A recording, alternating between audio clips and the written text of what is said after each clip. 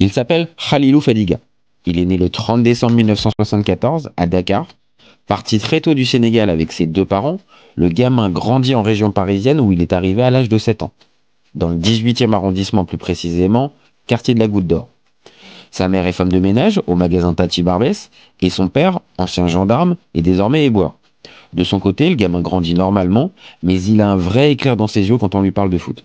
Sans surprise, ses parents l'inscrivent au club du quartier, les enfants de la Goutte d'Or. Et en quelques entraînements, on va repérer un vrai talent brut. Mais le gamin est encore frêle physiquement. À 12 ans, il va rejoindre le PSG. Fan du club parisien depuis ses 5 ans, il veut tenter sa chance dans le club de ses rêves. Mais attention, c'est que l'équipe U13, pas le centre de formation. Fadiga y passera 1 an, puis il va revenir dans son club à la Goutte d'Or. À 15 ans, un premier coup du destin va se produire pour Khalilou.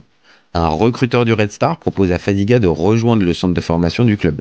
La perspective de devenir professionnel commence à devenir réellement concrète pour l'ado. Oui, mais c'était sans compter sur l'avis des parents de Fadiga. Pour eux, leur fils de 15 ans doit d'abord passer son bac avant de s'imaginer professionnel. Mais le Red Star propose aux parents que l'adolescent continue les études en parallèle du foot. Les parents acceptent et Fadiga a des étoiles plein la tête. À cette époque, le Red Star est un bon club de seconde division. C'est en région parisienne, le dépaysement n'est pas énorme. Pour Khalilou, c'est parfait. Pendant 2 ans, il joue avec les U17 du club. Mais en 1994, la chance va sourire pour Fadiga. Lors d'un tournoi en salle organisé avec le RC Liège, le jeune ailier, numéro 10, éclabousse la rencontre de sa classe. Sur le banc du club belge, c'est un certain Eric Guéretz. Une rencontre qui va être déterminante pour Khalilou. À la fin du tournoi, Guéretz va voir Fadiga et lui propose de le rejoindre en Belgique. Il lui promet la signature d'un contrat pro très rapidement. Séduit, Khalilou accepte assez vite car le Red Star était moyennement convaincu par le niveau du joueur. Il raconte: le Red Star a refusé de me faire signer pro. Mes parents travaillaient dur, j'avais besoin d'argent. Pas pour faire la Java, mais pour aider mes parents qui avaient du mal à joindre les deux bouts. Face à cette perspective, les parents de Khalilou Fadiga le laissent partir à Liège. Il a 17 ans et il va enfin pouvoir vivre son rêve. Mais attention, le jeune joueur doit passer le plus dur, l'adaptation au monde pro. Au contact de joueurs de plus de 30 ans, Fadiga doit apprendre, mais vite. En plus, Eric Guéretz, qui l'a fait venir au RFC Liège, par quelques semaines plus tard, l'arrivée de Khalilou Fadiga. Cela n'empêche pas le jeune joueur de commencer à se faire remarquer. Quelques buts par-ci, des gestes de classe. Malheureusement, le reste de l'équipe ne suit pas, malgré la présence d'un Eric de Flandre qui jouera quelques années plus tard à Lyon. S'il réussit tout de même à inscrire 5 buts en 25 rencontres, le club descend en fin de saison. Cependant, Fadiga va rester en D1 belge. Le club de Lommel va décider de le recruter en juillet 95. Soyons clairs, à Lommel, l'objectif, c'est le maintien. Fadiga va être utilisé à tous les postes, notamment en pointe. Début de saison catastrophique, 5 défaites en 5 matchs. Le club se reprend et terminera même en intertoto en fin de saison. Collectivement, la saison est positive, mais sur le plan perso, Khalilou joue 21 matchs sans marquer un seul but. Plus en confiance en 96-97, il monte en régime. 2 buts et 3 passes décisives en fin de saison. Il est devenu titulaire indiscutable sur le côté gauche. La cote de Khalilou commence à monter, mais le nouvel entraîneur du club Bruges le contacte. Mais ce coach, c'est pas n'importe qui, c'est Eric Guéretz. Il a évidemment pas oublié Khalilou Fadiga. Quelques jours après sa prise de fonction, le deal se conclut rapidement. Fadiga rejoint l'un des clubs majeurs de Belgique avec Anderlecht et le Standard de Liège. Une vraie progression pour le jeune joueur, âgé désormais de 23 ans. Dès le départ, un feeling particulier va avoir lieu entre le club, le joueur et les supporters. La première saison est un petit conte de fées. Le club Bruges survole le championnat local. 8 victoires pour débuter la saison. Qualification en Coupe d'Europe face à Gorica et le Beitar Jérusalem, Fadiga est buteur. Si l'aventure européenne s'arrête malheureusement face au Bochum de Bachtourk et Topmöller, l'expérience est positive. Premier avec 22 points d'avance, Bruges est champion haut la main. Aligné à 31 reprises, il a inscrit 3 buts et surtout il a donné 13 passes décisives. Seul bémol, la finale de coupe perdue 4-0 face à la Gantoise. Contrairement à ce qu'on aurait pu imaginer, la saison 98-99 va être plus délicate pour Bruges. Déjà, l'exercice débute mal. Le club se fait sortir par Rosenborg en barrage pour la Champions League, en dépit d'un but de Fadiga au match retour. Reversé en UEFA, le club Bruges va sortir les Hongrois d'Újpest, Stuttgart en prolongation, mais en huitième de finale, l'Olympique Lyonnais va sortir la bande à Fadiga. Ce dernier joue moins qu'en 97-98 malgré tout, il affiche des stats positives. 21 matchs, 4 buts, 8 passes décisives. Une présence moins déterminante qui va se confirmer en 99-2000. Eric Guéret est déjà parti depuis quelques temps et se pose la question de la nationalité sportive de Khalilou Fadiga. Il est contacté par plusieurs fédérations. La Fédé belge lui fait les yeux doux. La France se rappelle que le joueur a grandi à Paris une dizaine d'années, mais dans l'esprit de Khalilou Fadiga, il n'existe qu'une seule solution, jouer avec le Sénégal, le pays de ses parents, de ses ancêtres. Il donne sa parole à la Fédé sénégalaise, qui ne souhaitait porter qu'un seul maillot, celui des Lions de la Teranga. Quelques jours avant son 25e anniversaire, il est appelé pour venir disputer un match amical du Sénégal face au Maroc, à Marrakech. Dès son arrivée, Fadiga va trouver beaucoup de bienveillance à son égard. Petite anecdote, à cette période, le confort est optionnel pour les joueurs sénégalais. Il n'y a pas assez de matelas pour tous les joueurs présents lors de ce rassemblement. Mal à l'aise, Fadiga est tout de suite mis en confiance. Un des joueurs lui propose de prendre son matelas, car il savait que Fadiga n'avait pas l'habitude de dormir par terre. Un détail pour certains, pas pour Khalilou Fadiga. Déjà surmotivé à l'idée de défendre les couleurs du Sénégal, son acclimatation au football local se fait naturellement. Il n'hésite pas à payer lui-même ses billets d'avion pour rejoindre la sélection, il laisse également ses primes de match pour les joueurs locaux, qui sont évidemment beaucoup moins rémunérés que les joueurs évoluant en Europe.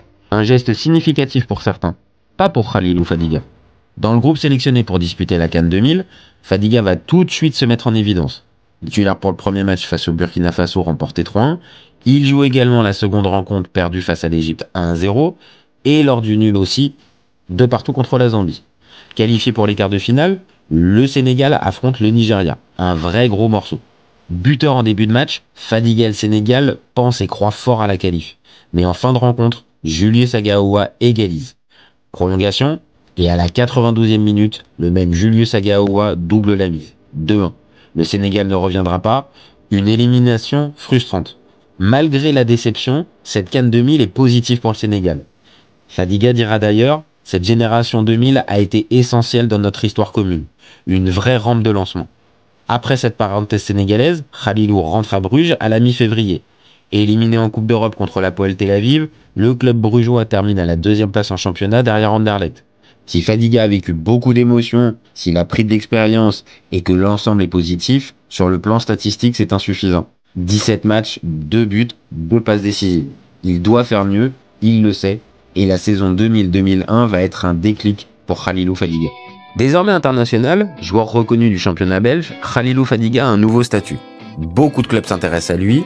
En France, son ami Pascal Fendouno lui dit de rejoindre Bordeaux, mais son agent, le mythique Pape Diouf, lui conseille un choix différent. Il lui parle d'Auxerre et de Giroud. Mieux encore, le coach et le président auxerrois font le déplacement pour rencontrer le joueur. Fadiga sera sensible à cette démarche. Après, Giroud reste atypique. Pendant la rencontre, l'entraîneur lui glisse « Tu vas venir à Auxerre, c'est bon ». Fadiga lui répond « Mais mon avis compte, non ?» Giroud terminera par « C'est décidé, fais-moi confiance ». Khalilou, sans le coup, donne sa parole à Giroud.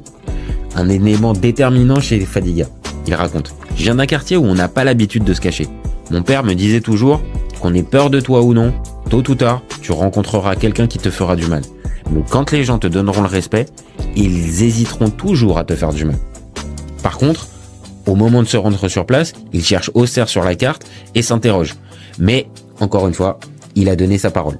Néanmoins, il reprend la saison 2000-2001 avec le club Bruges, le temps de claquer un triplé et une passe décisive face à la Gantoise pour une victoire 6-2, d'inscrire un doublé en Coupe d'Europe en barrage face à Tallinn, mais avant la clôture du mercato, le deal se fait avec la J Auxerre. En dépit des apparences, quand Fadiga débarque à Auxerre, l'entraîneur de l'équipe A n'est pas Giroud, mais c'est Daniel Roland.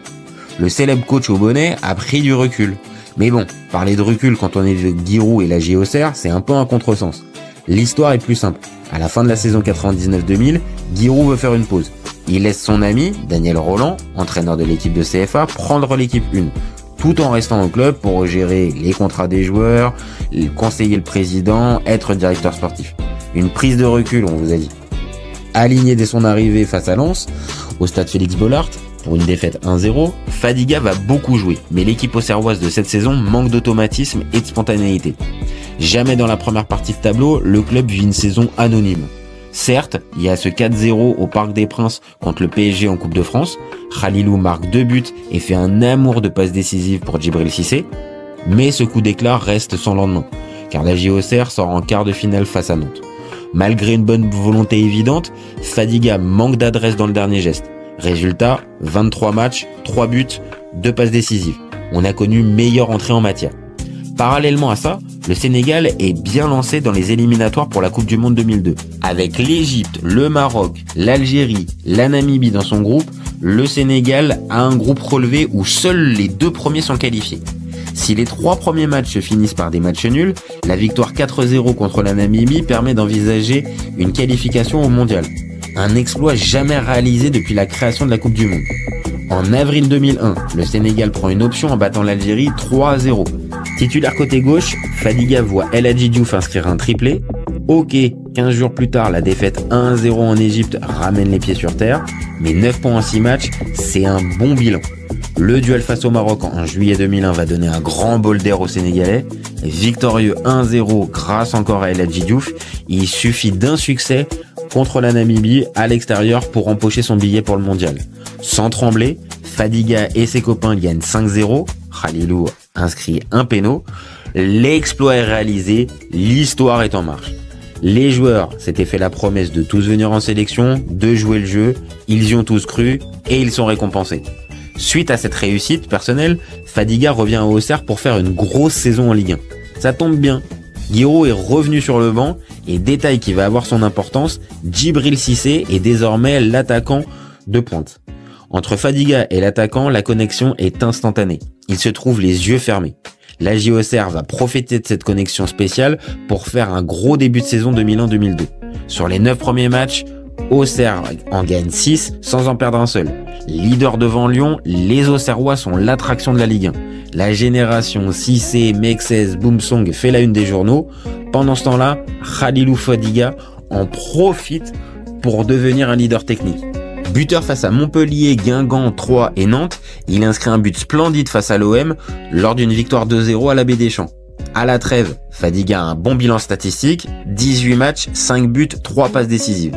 Il peut retrouver ses copains en sélection pour jouer la CAN 2002, l'esprit libre.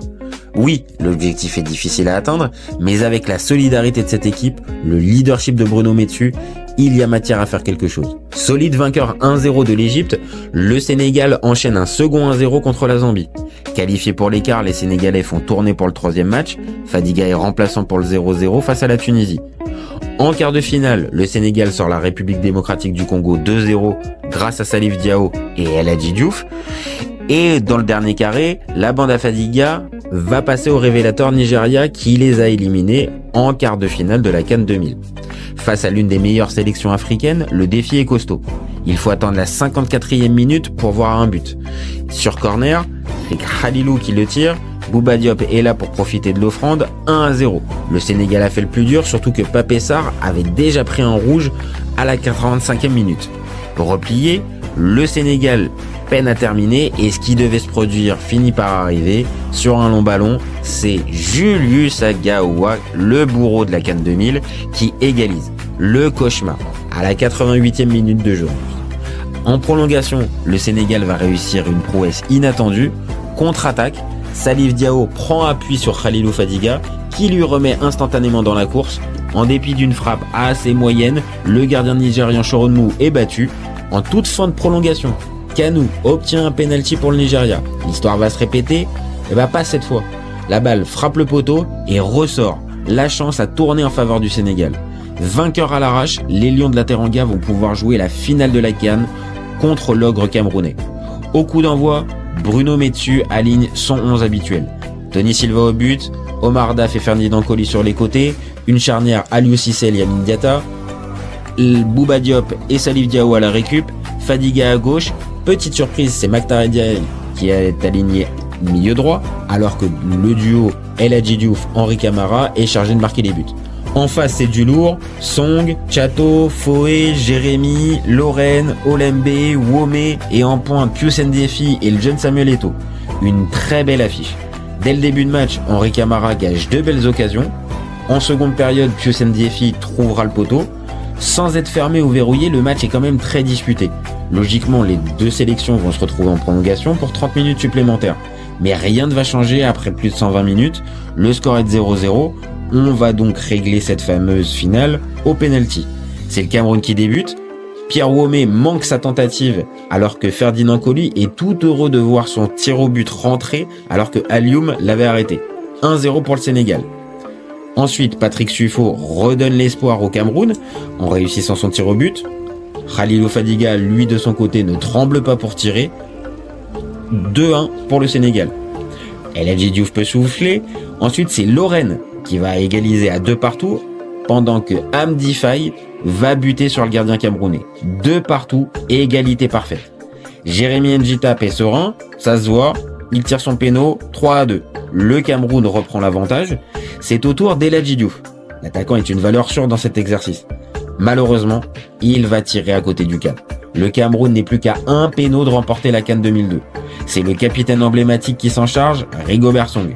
Mais coup du sort, il manque son essai. Le Sénégal a donc une chance de recoller au score si Aliou Cissé inscrit son péno. Mais l'histoire ne voulait décidément pas que le Sénégal soit champion d'Afrique 2002. Aliou Cissé s'élance, il rate son penalty, le Cameroun l'emporte au bout du suspense. Fadiga confiera plus tard, je l'ai très mal vécu. Pour moi, on était supérieur, mais on a raté des choses. C'est le plus gros regret de ma carrière. Derrière cette claque, difficile de rentrer à Auxerre, mais Khalilou a un mental fort. Pour son deuxième match, il inscrit un but qui donne les 3 points en fin de match face à Metz, alors que les Messins menaient 2-0 à la 60e minute. Buteur en fin de saison face à Sochaux et Sedan, il permet à l'AJ Auxerre de terminer à une historique 3e place. Il permet donc aux Auxerrois d'aller en Ligue des Champions la saison prochaine. Un paramètre qui va avoir son importance dans la suite de la carrière de Khalilou. Pour resituer le contexte, quelques semaines avant le début du mondial, plusieurs clubs veulent recruter Fadiga. Le président de l'Inter, Massimo Moratti, est tombé amoureux du joueur sénégalais. Il lui propose un contrat chez les Nerazzurri. Mais Khalilou est partagé, il n'a pas de bonne sortie.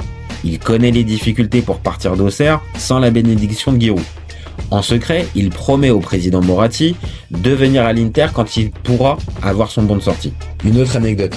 Quelques jours avant le début du mondial 2002, TF1 organise un duplex avec les joueurs sénégalais. Giroud est sur le plateau de TF1. À un moment, El Hadji Diouf dit pour rigoler: Monsieur Giroud, Khalilou il a déjà signé à l'Inter. Fadiga dément furtivement, le duplex se termine. Et 3 minutes plus tard, le portable de Fadiga sonne, c'est Giroud.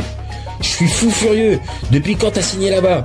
Fadiga le rassure, j'ai rien signé monsieur. J'ai juste donné ma parole, quand vous me donnerez l'autorisation de partir, je partirai, pas avant. Nouveau signe que chez Khalilou Fadiga, la parole donnée est sacrée. Avec cette clarification, il peut se consacrer au défi majeur de sa saison, de sa carrière, voire même de sa vie, le mondial 2002 au Japon et en Corée du Sud.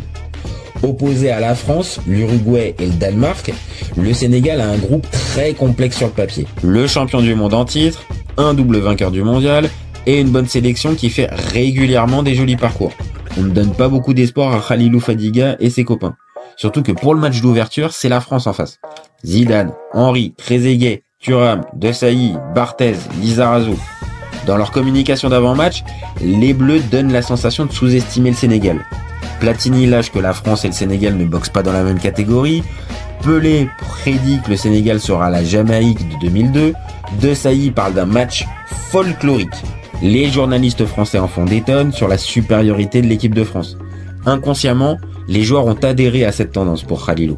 La veille du match, les Bleus ne sont même pas venus pour la traditionnelle mise en place au stade.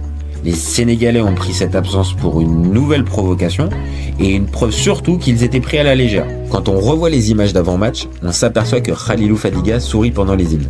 Il l'expliquera plus tard. Je pensais à tous les gens de la Goutte d'Or qui allaient me voir à la télé et ils allaient se foutre de ma gueule. Une déconnexion avec l'enjeu sportif imminent.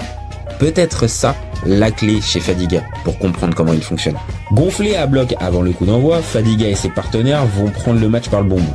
Le numéro 10 est remonté sur son côté gauche, il provoque, il dribble, fait des différences. Au quart d'heure de jeu, Trezeguet touche le poteau, et quelques minutes après, c'est Khalilou qui touche la barre transversale de Fabien Barthez.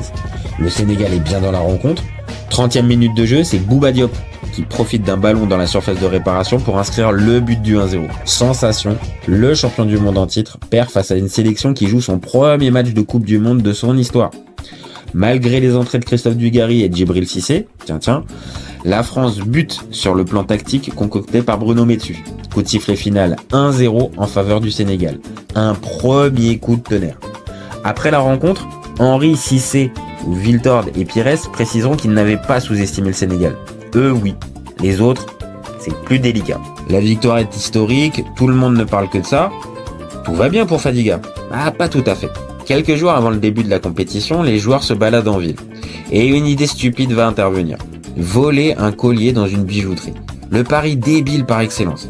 Pris au défi, Fadiga va dérober un collier d'une valeur de 280 € quand on vous dit que ça n'avait aucun sens. 2 jours plus tard, la police identifie et interpelle le voleur suspecté, un certain Khalilou Fadiga. Interrogé, le joueur avoue tout de suite sa bêtise, rend le collier volé. Clémente, la justice sud-coréenne, ne poursuit pas Fadiga. Mieux, le bijoutier offrira même un cochon en plaqué or, synonyme de chance en Corée. Une histoire qui finit bien, car elle n'empêche pas Fadiga de disputer le mondial 2002. Pour le second match face au Danemark, Khalilou est encore essentiel.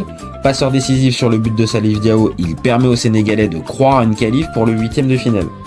Avec un nul 1 partout, le Sénégal a 4 points et son destin entre les pieds avant la rencontre contre l'Uruguay. Dans une rencontre un peu folle, Fadiga inscrit un péno à la 20e, après une faute sur Eladji Diouf. 10 minutes après, Bouba Diop marque le but du 2-0, et cerise sur le gâteau, avant la pause, le même Bouba Diop met un 3e but qui donne un avantage certain de 3 buts au Sénégal. Le Sénégal est donc en route pour les 8e de finale? Ah, pas vraiment. Parce que dès la reprise, Morales va redonner l'espoir à la Céleste en marquant le but du 3-1, puis 3-2 quand Forlan va envoyer un missile à la 69e. Pire, à la 88e, Alvaro Recoba El Chino convertit un péno obtenu par Morales. 3 partout. Incroyable scénario. Heureusement, le Sénégal n'encaisse plus de but et le score ne bouge plus. 3 partout, les Sénégalais affronteront la Suède en 8e de finale, un adversaire solide et pas non plus un cador. Pourtant très vite c'est la Suède qui va prendre l'avantage dans cette rencontre. Henrik Larsson au bout de 11 minutes. Mais Henri Camara va égaliser avant la pause et au cœur d'une partie disputée où la Suède va toucher le poteau par Svensson et où Diouf n'est pas en réussite, on va filer en prolongation. Fadiga reste coaché au banc de touche, il ne rentrera pas. La délivrance va pourtant arriver à la 104e minute, c'est Henri Camara qui prend la balle, dribble 2 adversaires et place une frappe imparable. Le Sénégal reprend l'avantage et ne faiblira pas. L'exploit de nouveau est réalisé. Le Sénégal bat la Suède 2-1 et s'envole pour les quarts de finale de la Coupe du Monde. À l'image de la Suède, l'adversaire n'est pas un monstre en quart, c'est la Turquie. Et sans sous-estimer les Turcs, il y a de bonnes possibilités d'écarter la Turquie pour atteindre le dernier carré. Pour ce match historique, Khalilou Fadiga est titulaire aux côtés du duo Eladji Diouf, Henri Camara. Craintive, les 2 sélections ne veulent pas se livrer totalement. Si la rencontre est verrouillée, Fadiga tente bien de débrider les choses, mais ce soir-là, ça veut pas sourire. Sans surprise, les équipes vont s'expliquer en prolongation. On sent le Sénégal encore en jambes alors que Metsu n'a fait aucun changement. A l'inverse, les Turcs ont fait sortir Emre Belözoğlu et Hakan Şükür. Et ça va payer. Le remplaçant de Şükür, Ilan Mansiz, va reprendre parfaitement un centre d'Oumid Dabala, 1-0. Uppercut pour les Sénégalais. Touchés, les Lions de la Teranga vont tout donner pour arracher les légalisations, mais les Turcs sont bien en place. Le score n'évoluera plus. La Turquie ira jouer la demi-finale face au Brésil de Ronaldo. Une désillusion gigantesque, alors que l'exploit était à leur portée. Un goût amer en guise de sortie, cependant il faut quand même pas se tromper d'analyse. Le Sénégal a réalisé un mondial 2002 extraordinaire, monumental, historique. Khalilou Fadiga dira d'ailleurs, on a marqué les gens, on était sur les murs des maisons, pas sur les portables comme maintenant. Il y avait des photos de nous partout. On a bousculé les préjugés à notre sujet. Et c'est une immense fierté. Pendant ce mondial, on était très fort mentalement, avec une confiance inébranlable. En plus, on a vécu une vraie symbiose avec les gars. Une vraie famille. Même avec les journalistes, l'ambiance était excellente. On l'a compris, malgré cette élimination, Khalilou Fadiga garde un excellent souvenir de cet été 2002. Et plus généralement de cette époque en sélection. Néanmoins, les choses vont changer. Vite. Très vite. Bruno Metsu part. Certains joueurs se posent des questions sur leur rapport avec la sélection. Fadiga, lui, revient à Auxerre où il est attendu pour préparer le match qualificatif pour la Champions League face à Boavista début août. Revenu à temps, il joue les 2 matchs et participe à la qualif de la JA en C1. Présent pour la reprise en championnat, il est un artisan du bon début de saison des Auxerrois. Leader à la 9e journée, les hommes de Giroud débutent très fort. Par contre, en Champions League, c'est plus compliqué. Match nul en ouverture contre le PSV Eindhoven, défaite à Dortmund et nouvelle défaite à domicile face à Arsenal. Il reste 3 matchs pour tenter l'impossible, mais il faut un sans faute. Et ça commence à Arsenal, au stade d'Highbury. 8e minute de jeu, Olivier Capot profite de la passivité des Gunners pour inscrire le but du 1-0. 20 minutes plus tard, Boumsong tente un 1-2, mais il est contré. Le ballon rebondit quelques mètres devant Fadiga, et d'une caresse, ce dernier va placer un lob parfait qui va tromper le gardien anglais David Seaman. 2-0 pour la JA Auxerre, et on commence tous à se dire, et si la JA le faisait? En seconde période, Nwankwo Kanu redonne l'espoir à Arsenal, mais en dépit de plusieurs grosses occasions, Auxerre conserve son avantage et l'emporte 2-1 à la surprise générale. Plus que 2 matchs. En revanche, face au PSV, Fadiga et la JA vont s'écrouler. 3-0. La qualif va s'envoler, mais il reste un dernier objectif, obtenir la 3e place, synonyme de reversement en Coupe UEFA. Pour ça, il faut battre Dortmund à la Baie des Champs. Dans un match tendu, c'est Benjani qui va donner la victoire dans le dernier quart d'heure. Reversé donc en Coupe UEFA, cette expérience n'est pas 100% négative, loin de là. En battant le EBS Séville, Auxerre verra donc 2003 en Coupe d'Europe. Sur la scène nationale, Fadiga est moins étincelant, peut-être un contre-coup de tout ce qu'il a vécu depuis un an. Entre la défaite en finale de la CAN, le Mondial 2002, la Champions League, le joueur de 26 ans a un petit creux. Mais c'est un joueur de devoir, il ne se plaint pas et il enchaîne les matchs. Il participe au joli parcours en Coupe de France et à la belle fin de saison en championnat, avec 6 victoires pour les 8 derniers matchs. En Europe, Fadiga voit le Liverpool de ses potes, El Hadji Diouf et Salif Diao, éliminés Auxerre en 8e de finale. Il ne reste plus que la finale de Coupe de France à jouer face au PSG de Ronaldinho. Une belle affiche sur le papier, avec un trophée au bout. Khalilou est titulaire, en soutien de Djibril Cissé. Alors que sur les côtés on retrouve Lachuer et Capot. En début de match, Ronaldinho trouve la barre de Fabien Cool sur coup France et la défense parisienne le bloque bien. À la mi-temps, Giroud tente un coup, il sort Khalilou pour faire rentrer Kanga Akale. À l'heure de jeu, le Parisien Hugo Léal s'essuie les crampons sur Philippe Mexès. L'arbitre Bertrand Layec sort le carton rouge. À 10 contre 11, Giroud tente le tout pour le tout. Il sort un milieu de terrain, l'ami de Khalilou Fadiga, Hamdi Faye, pour faire rentrer Benjani. 5 minutes plus tard, pour cette génération dorée, et pour Khalilou Fadiga, c'est la meilleure façon de quitter Auxerre par la grande porte, et ainsi remercier Giroud de sa confiance. C'est grâce à lui si je me suis si vite adapté.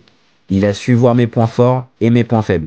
Il ne m'a jamais fait jouer contre nature, ni empêché de dribbler ou prendre mes responsabilités. Ironie du sort, les dirigeants du Red Star sont présents lors de la finale de Coupe de France. À la fin de la rencontre, ils demandent le maillot de Fadiga, qui refusera poliment. Désormais, il va pouvoir honorer sa parole vis-à-vis de Massimo Moratti, le président de l'Inter. À bientôt 27 ans, Fadiga rejoint enfin un grand club ambitieux avec un passé historique.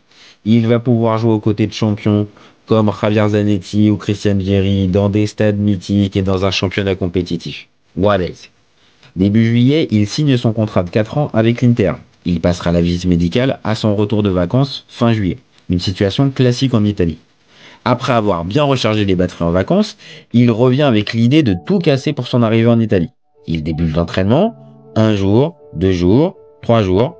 Malheureusement pour lui, les choses ne vont pas prendre du tout la tournure espérée. Mais alors pas du tout. Les tests physiques pratiqués pendant sa visite médicale montrent un problème majeur. Une tachycardie ventriculaire. Une anomalie cardiaque qui nécessite des examens plus poussés et surtout un arrêt de l'activité sportive. Massimo Moratti, le président de l'Inter, va tout tenter pour sortir Fadiga de cette impasse. Mais en Italie, c'est pas le club qui décide, c'est ni même le médecin du club qui décide, c'est le comité olympique italien. Et dans ce genre de cas, en 2003, aucun risque n'est pris. Surtout quelques semaines après le drame Marc-Vivien Foé, décédé en plein match d'un arrêt cardiaque. S'il s'entraîne avec le groupe, Khalilou ne dispute pas une seule minute avec l'Inter, une vraie déchirure pour un joueur qui pensait enfin toucher le Graal. Mais au lieu de s'apitoyer sur son sort, il préfère voir les choses sous un autre angle. Il dit « Qui dit que s'il n'avait pas vu ça, je serais encore en vie ?» Personne ne peut répondre à cette question. Derrière ça, il va partir à Bolton en Première Ligue pour retrouver son ami El Hadji Diouf et aussi la légende JJ Okocha, mais aussi Vincent Candela, Fernando Hierro et d'autres joueurs. Entre blessures et prêt à Derby County, Khalilou peine à retrouver son meilleur niveau. Mais un nouveau coup dur va intervenir pour Fadiga. Lors d'un échauffement avant un match de cup face à Tottenham, Khalilou fait un malaise cardiaque. On lui pose un défibrillateur derrière les côtes pour qu'il puisse continuer à jouer, mais c'est un nouveau coup dur. Pire encore, à Coventry, il va se faire les ligaments croisés du genou. À ce moment précis, soyons clairs, certains joueurs pros décident de jeter l'éponge devant tant de coups du sort. Mais pas Khalilou Fadiga. Rassuré par les médecins, il va s'accrocher et il va signer à La Gantoise en janvier 2008. À 32 ans, malgré le poids des années et de l'inactivité, Fadiga va s'offrir une dernière danse. Sa qualité technique est intacte et sa vision du jeu reste largement au-dessus de la moyenne. Quelques bonbons en guise de passes décisives, des sucreries comme gestes techniques, la recette de ce bon vieux Khalilou. Finaliste de la Coupe de Belgique, Fadiga ne peut pas empêcher la défaite des siens 3-2 face à Anderlecht. Suite à ce retour, il fera 6 mois à Anvers, le temps de réapparaître en sélection pour aider le Sénégal à se qualifier pour la CAN 2008. Mais les choses ont changé.